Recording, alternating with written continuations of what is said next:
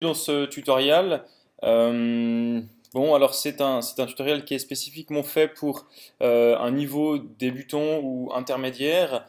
Il a pour objectif de créer une scène de jeu, un environnement, un background de jeu dans Blender et destiné à une exportation vers plateforme type Unity 3D.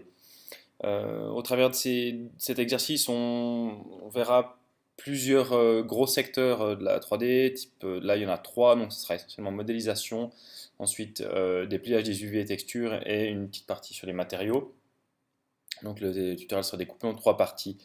Voilà, pour ce faire, ben, il y a une base de concept d'un espèce de chemin ou d'un décor euh, pour un jeu, enfin pour une, enfin, voilà, peu importe finalement, mais on a un background avec quelques concepts et puis pour ce tutoriel on prend une section plus courte pour pouvoir fitter dans une durée correcte de tutoriel. Voilà. Mais donc grosso modo, il y a un petit peu les différents éléments euh, qui vont être abordés les uns après les autres. Il y aura d'abord un passage pour la modélisation de l'ensemble de ces éléments, puis un passage pour la partie UV et enfin une partie intégration Unity et quelques petits tips au niveau matériaux.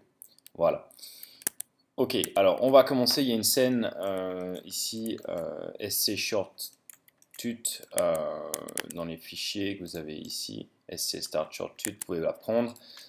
Ici, il y a une espèce de canevas de base, ref, qu'on peut locker ici pour le rendre incliquable, mais c'est notre base de départ, ok. Et puis par-dessus, voilà, on aurait pu réutiliser cette base, mais on va vraiment recommencer from scratch, donc en ajoutant un nouveau plane. Donc on fait Shift A pour ajouter un plane, ensuite Alt G pour le remettre au centre, et ensuite je vais soit utiliser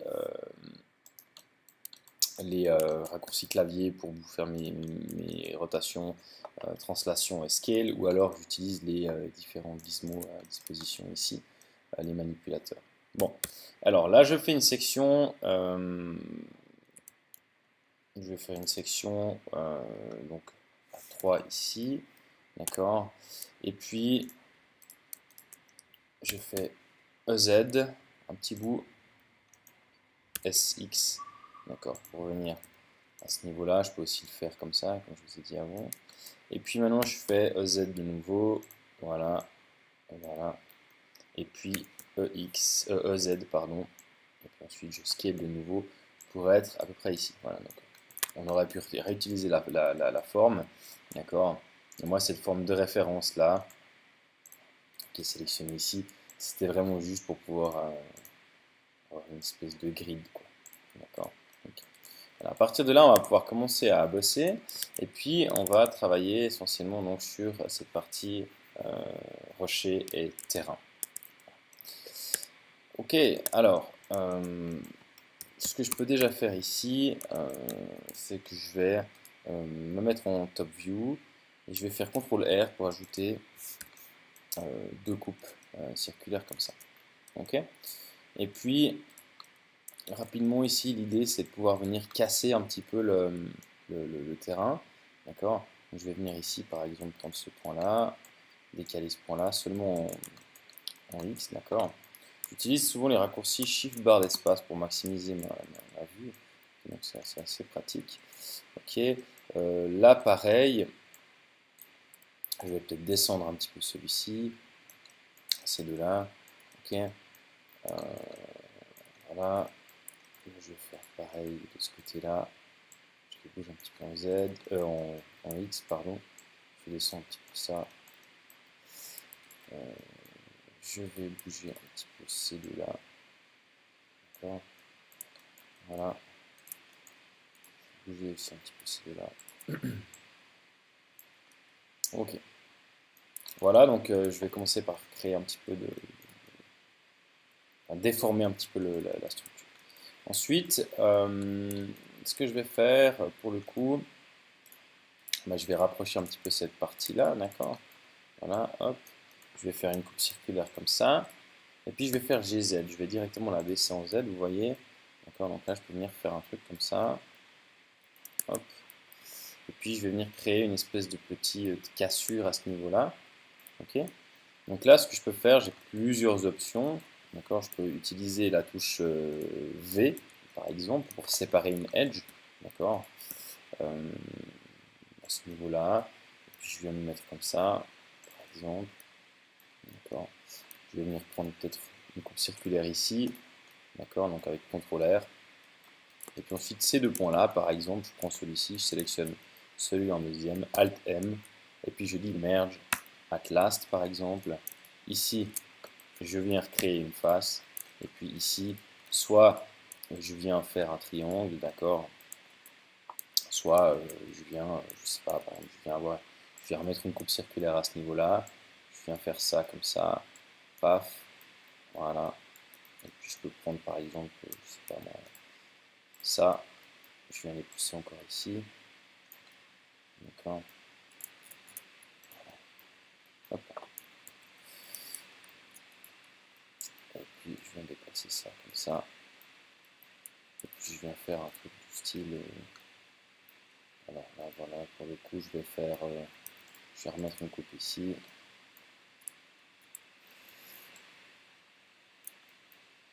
et puis je vais venir lui dire,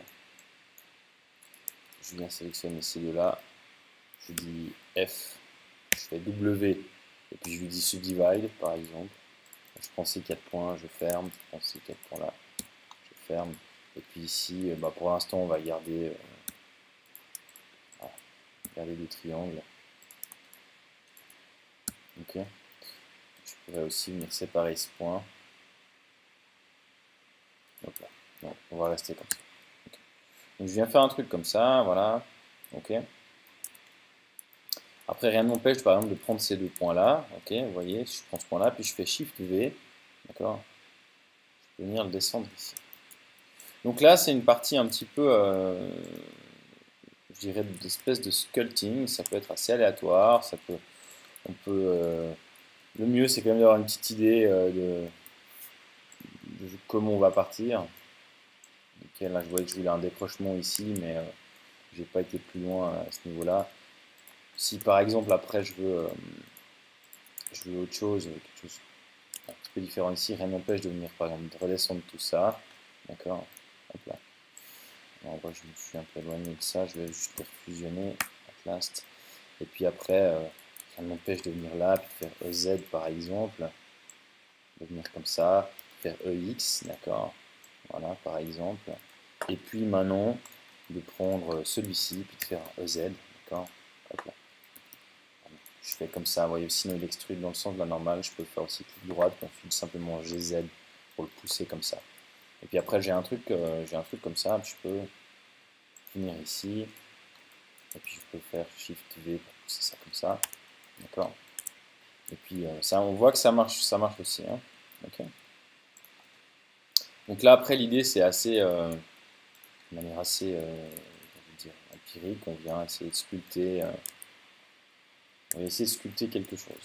Ok. Donc là moi je vais pousser ces deux points là, je vais venir descendre ces deux là. Ok. Je vais venir mettre ces deux là. Ok. Voilà, je vais venir ici, tac, là je vais encore faire une cassure à ce niveau-là. Donc là, par exemple, je peux aussi maintenant très bien venir utiliser un autre outil qu'on appelle le knife. Ok, je fais K, là je peux venir ici, puis là je viens par exemple cutter ça. Je viens cutter ce truc là, et puis ici, bah, maintenant je peux venir faire quelque chose comme ça par exemple. Ok, ou alors venir plutôt à l'intérieur, venir faire quelque chose comme ça. Ok, donc voilà, après là c'est au bon vouloir de chacun. Puis ici, ouais, bah, je pourrais faire comme ça. Quoi. Je reviens avec K. Donc là, j'utilise, je me snap sur les points, d'accord, sur les vertex. Avec là, il y a une espèce de magnétisme. Okay. Voilà. Si après je veux décaler ça comme ça, je viens ici. Si je veux une fracture un peu moins régulière, je peux venir faire par exemple ici, regardez, je viens faire une coupe circulaire. Il me l'arrête ici. Pourquoi? Parce que j'ai deux triangles là, donc je peux pas aller plus loin. Et je peux aussi très bien venir simplement reprendre la chose comme ça, et puis après venir comme ça. Okay. Donc à ce niveau-là, on arrive assez vite à avoir quelque chose. Il y a un petit peu l'expérience quand même qui fait qu'on arrive à plus vite sentir comment on va dessiner la forme, etc. Ok. Passons du coup l'autre côté, on va faire un truc un petit peu plus générique. Ok. On va peut-être remontrer un petit peu, je vais m'en servir pour remontrer un petit peu les différents outils. D'accord. Donc avec CTRL R, on vient ajouter une coupe circulaire, par exemple, si on veut juste venir voilà, équilibrer quelque chose comme ça. D'accord. Voilà. Ensuite, j'ai la fonction V, qui permet de séparer soit un vertex pour le coup, soit plusieurs, ou alors une edge par exemple. D'accord, vous voyez ici. Okay. Et puis avec cette fonction V, bah, elle permet ça permet de créer des trucs assez sympas. Okay, donc je vais mettre ici. Là pour le coup, je vais merger tout ça. Okay. Et puis donc là, vous voyez, si j'ai deux points ici, je sélectionne les deux, Alt M, et puis là je dis en l'occurrence Add Center, okay, si je veux les fusionner. Si je voulais par exemple prendre celui-là et celui-là, je dis Alt M, je fusionne soit au premier, soit au dernier, soit au centre. Okay, donc ça c'est en fonction de ce que vous voulez. Et puis voilà, donc c'est assez simple, okay, à ce niveau-là. Donc ça c'était pour la partie V, pour séparer. Ensuite on a le knife, ok, on va utiliser comment, que je vais utiliser là, d'accord. Par exemple si je veux prendre ça et ça pour faire un triangle, pousser ça de l'autre côté, d'accord. Ok. On avait ici, je vais faire EX, d'accord. On va monter un peu par là. On avait l'extrusion toute basique avec la touche E, d'accord. Je prends ici maintenant, je vais prendre ça, okay, je vais faire E, voilà, d'accord. Donc vous voyez qu'ici par exemple si je fais E il extrude dans la normale, si je fais clic droite je valide pas le déplacement mais l'extrusion est quand même faite. Après je peux faire GZ pour être dans l'axe et puis ensuite je scale, je retaille un petit peu mes éléments. Okay, on avait la fonction Shift V pour slider, d'accord, sur des vertex, slider pardon, un vertex le long d'une edge, ce qui permettait de contrôler un petit peu mieux certaines manipulations. Et puis, grosso modo, c'était tout. D'accord. Donc là, on a fait un truc plus simple ici. Ok, je vais juste casser encore un petit peu ça.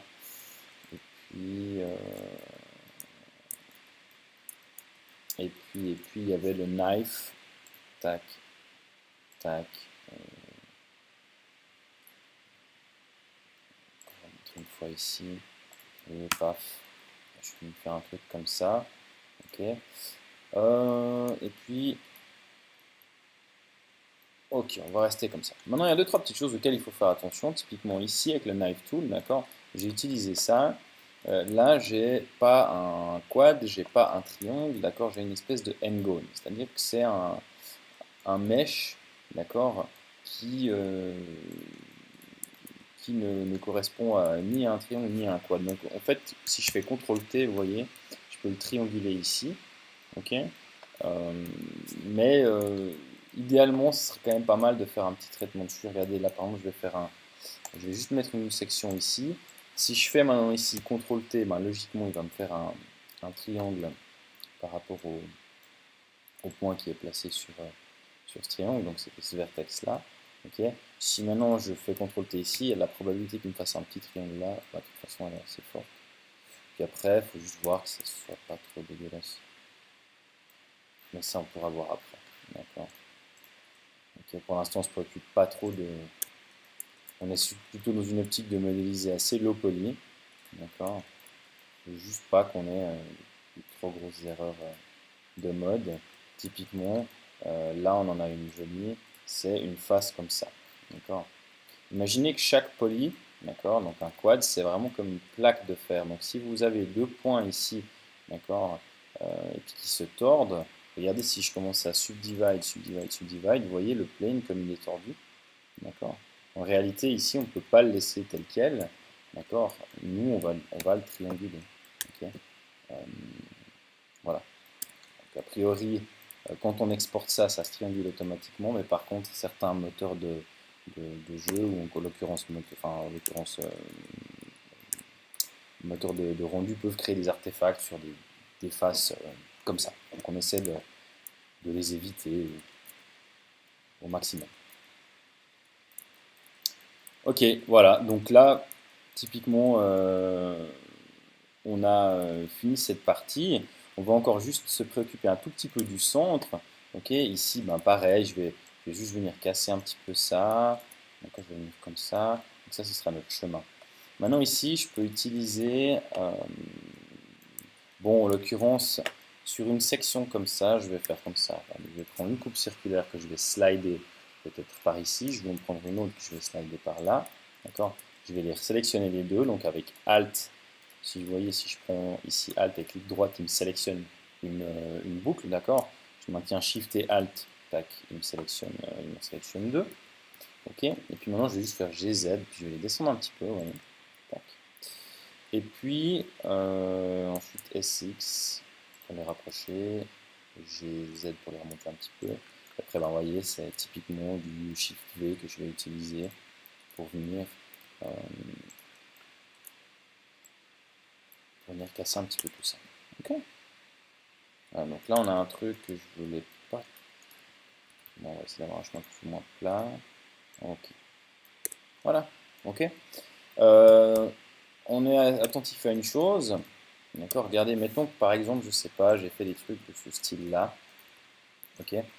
A priori, quand on va modéliser un bloc ou quelque chose comme ça, dans cette optique-là, la forte chance c'est qu'on ait une section droite, ensuite on a une section qui tourne à gauche, une section qui tourne à droite, et puis que typiquement si on faisait un runner par exemple, ok, en 3D, ben, on devrait pouvoir les poser les unes après les autres. Donc ce serait important d'avoir un truc bien aligné si possible, d'accord, et on aimerait éviter ce genre de choses-là.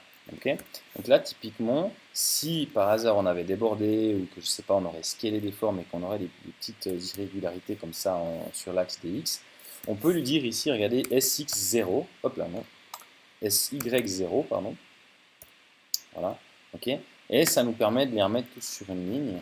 Et ensuite, si on est ici en global, par exemple, en Y, je pourrais me mettre à 1.5, d'accord, et puis ici, je suis à moins 1.5, d'accord.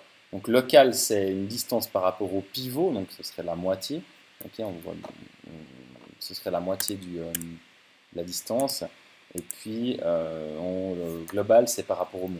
Donc c'est par rapport au zéro à l'origine du monde. Voilà. Donc, grosso modo, là, on est pas mal. Juste arranger deux, trois petites choses. Ok, ça on part du principe que le player est dans ce couloir-là qui va pas sauter puis sortir ou quoi. Donc, on se préoccupe pas de ce genre de choses. Ok. Si je veux vraiment faire un truc aussi clean ici, d'accord, je pourrais venir là, vous voyez. Je prends ces vertex-là, puis je fais un SX0 du coup, là. Puis je suis aligné à une distance de moins 5. Hop là. On va se mettre à moins 6, ok. Et puis ici, ben pareil, je vais prendre ces vertex-là, d'accord. Je peux me mettre en Z-wire pour passer au travers pour être sûr d'avoir sélectionné tous les vertex, d'accord. Et je lui dis ici global x à 6. Voilà. Ok. Voilà, et puis je peux prendre encore une section comme ça. Et puis ça, je peux encore le mettre. Par exemple. Ok.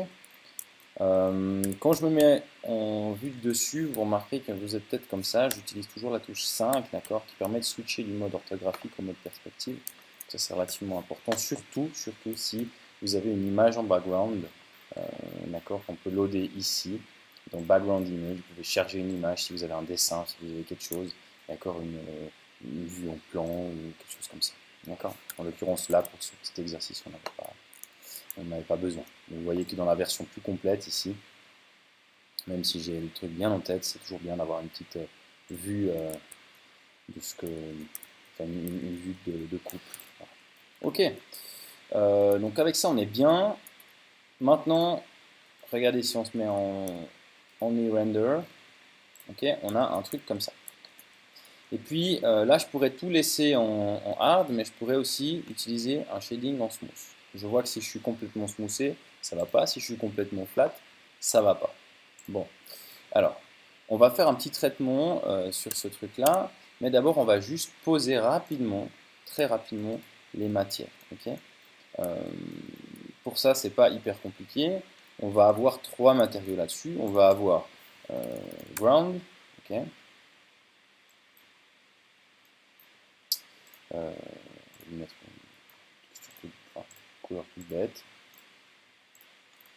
Voilà, d'accord. Donc là, j'ai fait un nouveau matériau et j'ai juste changé la couleur de la diffuse. Ok. Maintenant, je veux une deuxième matière là-dessus. Ok. Tac, on va appeler Rocks. Ok. On va prendre un gris plus foncé. Ok. Et puis là, regardez, je vais venir sélectionner à la volée. Donc je vais venir avec Z et puis je vais prendre, je vais faire B pour faire un rectangle de sélection ou C pour ensuite avoir une espèce de brush comme ça pour sélectionner. Si vous voulez désélectionner, vous cliquez sur la molette, d'accord. Et puis si vous voulez resélectionner, bah, c'est le clic gauche. Voilà, donc je prends ça, j'enlève juste ça ici. Ça, je dis que c'est maintenant. Regardez, si je prends Rocks, je dis assign, je fais un truc comme ça. Ok. Et puis je vais faire pareil pour ça, du coup. Je vais venir. Qu'est-ce que j'ai là? Ah, vous voyez là, j'ai aussi encore une phrase qui traîne, qui est bizarre, je vais faire CTRL T. Okay. Donc, je disais, oui, là, je fais Shift B. Je viens prendre ça, je ne vais pas prendre ça. Ok, je dis Rocks, Assign. Voilà, super. Et puis maintenant, on va appeler ça, je ne sais plus comment je l'avais appelé, en tout cas, on va appeler ça grâce, ok. Je vais venir prendre un truc un peu comme ça. Je vais dire ça et ça, je vais dire assign, ok. Je vais rendre un petit peu plus présent. Voilà. Et puis, je vais venir aussi faire pareil à ce niveau-là. Ce qu'on a ici, je vais faire ça comme ça. Et puis ce qu'on a là, vous voyez là, je vais faire un SZ0. Pour les mettre au niveau, je vais monter ça ici. Ok, ouais, pas terrible. Je vais redescendre ça avec Shift V. Et puis je vais venir faire ça comme ça. Ok, voilà. Ça, je vais le descendre un peu. Et puis du coup, ça et ça, ce sera grass. Et puis du coup, ben, lui, je vais le monter aussi encore un petit peu. D'accord. J'aimerais somme toute un truc assez plat à ce niveau-là. Que je puisse mettre quelques végétation dessus, je sais pas. Voilà. Ok. Donc bon, bah, on a pris un petit peu de liberté par rapport au dessin initial. C'est pas grave. Après, c'est aussi pour le tutoriel. Si on veut vraiment être très précis, ben, c'est juste une question de temps et puis de se mettre des références derrière. Ok. Donc là, on a nos matériaux. Et si je reprends en New Render, voilà ce qu'on a. Ok. Et si je dis ici Shading Smooth, voilà ce que j'ai. Donc moi, ce que j'aimerais mettre maintenant ici, regardez, c'est un modifier. Donc je vais dans la rubrique modifier, je sélectionner, et je dis Add Modifier Edge Split. Lui, qu'est-ce qu'il me fait? Peut-être ça va vous aller tel quel, d'accord? En gros, ce modifier dit que tous les angles qui ont plus de 30 degrés d'angle sont considérés comme sharp et tout ce qui est moins est considéré comme smooth. Regardez, si je mets ici 120, j'aurai plus grand chose de Sharpie. D'accord. Si je mets 5, et ben voilà, tout est vraiment dur. Puis si j'augmente, vous voyez, petit à petit, là où on a moins d'angle, ça va bientôt switcher sur le. Voilà, tac, tac, tac, ça devient mou. Alors on peut l'utiliser tel quel, ou on peut simplement désactiver cette option-là, et puis venir nous-mêmes définir ce qui va être. Je vais dégager ça, je ne veux pas. Voilà. et définir nous-mêmes ce qui va être Sharp, d'accord? Donc je vais peut-être par exemple prendre ça, et je vais peut-être prendre tout ça, je vais dire CTRL E, et puis je vais dire marque Sharp, par exemple, ok? Maintenant je vais prendre ça, ok? Ça, et ça, je vais dire marque Sharp, d'accord? Donc là c'est moi qui vais venir définir qu'est-ce qui est Sharp, qu'est-ce qui ne l'est pas, d'accord? Donc ça, c'est à vous de voir après si vous voulez le faire comme ça ou pas. Moi, c'est quelque chose que j'aime assez bien faire parce que ça me permet de venir vraiment euh, définir exactement ce que je veux rendre sharp ou ce que je ne veux pas rendre sharp. Ok. Alors, voilà. Pour le coup, ben, est-ce que c'est quelque chose que vous voulez utiliser ou alors vous préférez avoir l'option automatique ou alors tout laisser comment on appelle ça? Tout laisser ah, en smooth ou en hard, ça va dépendre aussi de votre design finalement. D'accord. Et là, par exemple, vous voyez ici, voilà, la cassure, je peux vraiment la laisser ici en sharp, ok, et puis avoir une partie moins sharp pour d'autres trucs, enfin pour le reste. Vous voyez, tac, là, ça clairement, ça va être sharp, marque sharp, d'accord.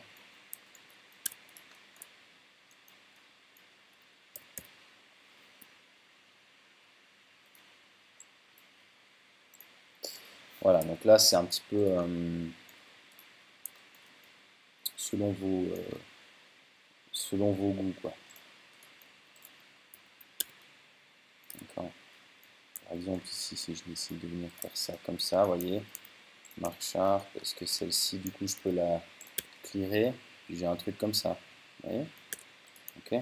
Donc ça, après, c'est vraiment comme ça qu'on peut aussi dessiner des formes, s'affranchir certaines choses. Par exemple, ça et ça, je peux peut-être les clearer, et puis par contre, ben, celle-ci, je viens les mettre en sharp, par exemple.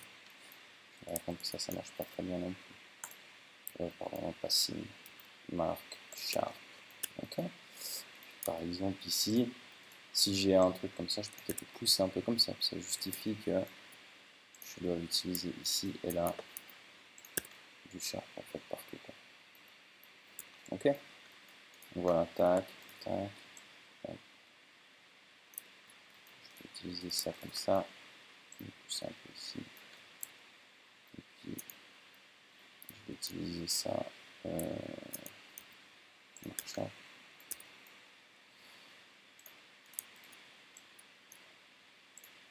Voilà, ensuite je vais comme ça. Voilà. Du coup, ça peut-être je peux les enlever. Sharp. Ok. Vous voyez? Donc, voilà pour cette partie du terrain. Faisons encore juste cette partie-là. Donc ça, je les sélectionne avec clic droit, j'ajoute ça à ma sélection. Je dis marque sharp. Voilà, marque sharp. Là, je vais faire pareil pour ceux-là. Marque sharp. Et puis ensuite, on va prendre tout cela, cela. Voilà. Marque sharp. Ok, super.